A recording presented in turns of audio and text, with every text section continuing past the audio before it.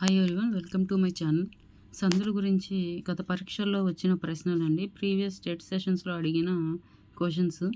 పితృణం ఈ పదంలోని సంధి పితృ ప్లస్ రుణం ఏమవుతుందంటే సవర్ణ దీర్ఘ సంధి అవుతుంది. క్రింది వాణిలో సరి అయినది.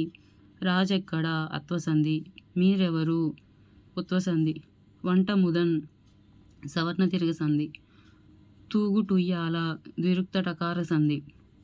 వీటిలో సరి అయినది ఏది అంటే మీరెవ్వరు, మీరు ప్లస్ ఎవ్వరు ఉత్వసంధి కరెక్ట్. ఆకులన్ బసరు ఈ పదాన్ని విడదీస్తే వచ్చే రూపం ఆకులన్.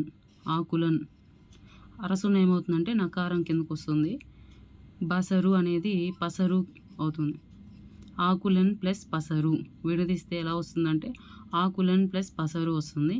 Option 4 correct answer. వ్యాకరణ కార్యం జరిగిన జరగని రెండు రూపాలు ఏర్పడటం అనేది ఏది అని అంటే అన్య విధం అంటే అనేక రకాలుగా జరుగుతుంది అన్నమాట సంధి కార్యం. నిషేధం అంటే సంధి కార్యం జరగదు అని అర్థం.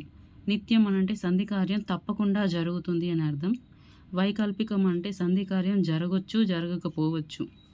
So answer 4. తల్లిదండ్రులు ఈ పదంలోని సంధి తల్లిదండ్రులు విడదీస్తే తల్లి ప్లస్ తండ్రులు దా వచ్చింది, కలిపినప్పుడు దా ఉంది, విడదీస్తే తా అయింది. ఆన్సర్ వచ్చేసి గజడ దవా దేశ సంధి. కుట్టుసురు ఈ పదంలోని సంధి కుట్టుసురు కుట్టు ప్లస్ ఉసురు ఏమవుతుందంటే టకారం వచ్చింది, ద్విరుక్త టకార సంధి అవుతుంది. పూర్వ పరస్వరములకు పరస్వరము ఏకాదేశమొకట సంధి. ఇందులో పూర్వస్వరం అనగా అంటే పూర్వపదంలోని చివర అచ్చును ఏమంటాము అంటే పూర్వస్వరం అంటాము.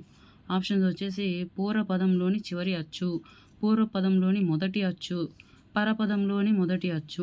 మనం అడిగింది పూర్వస్వరం, సో పూర్వపదంలోని చివరి అచ్చు.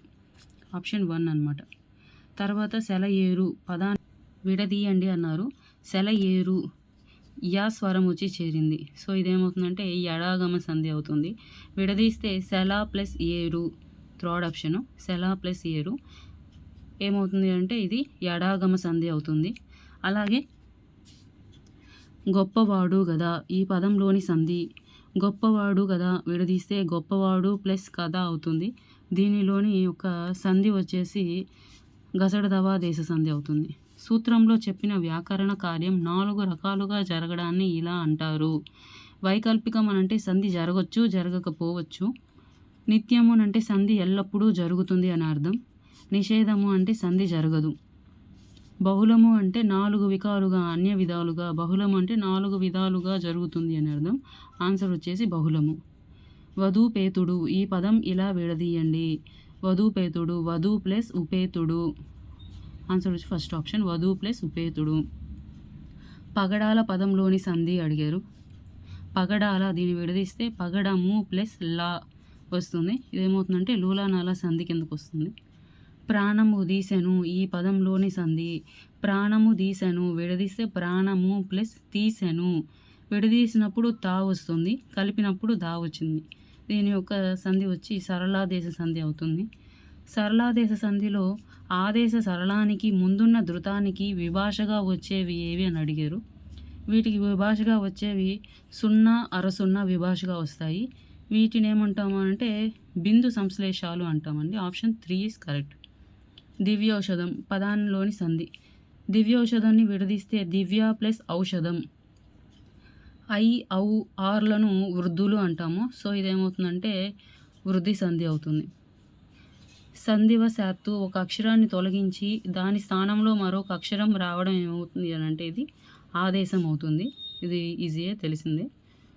కురు చిరు కడు నడు నీడు శబ్దాలలో ఉన్న ఈ అక్షరాలకు అచ్చు పరమైతే ద్విరుక్త టకారం ఆదేశంగా వస్తుంది.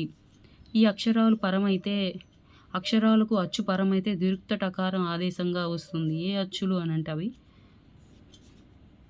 రా డా అనమాట. ఇవి పరమైతే కురు చిరు కడు నడు నిడు శబ్దాలలో ఉన్న ఈ అక్షరాలకు అచ్చులు పరమైతే ద్విరుక్త టకారం ఆదేశంగా వస్తుంది అనమాట. దాంట్లో ఉన్న అక్షరాలు ఏవి అని అంటే రా అలాగే డా అనమాట. ఈ 2 అక్షరాలు.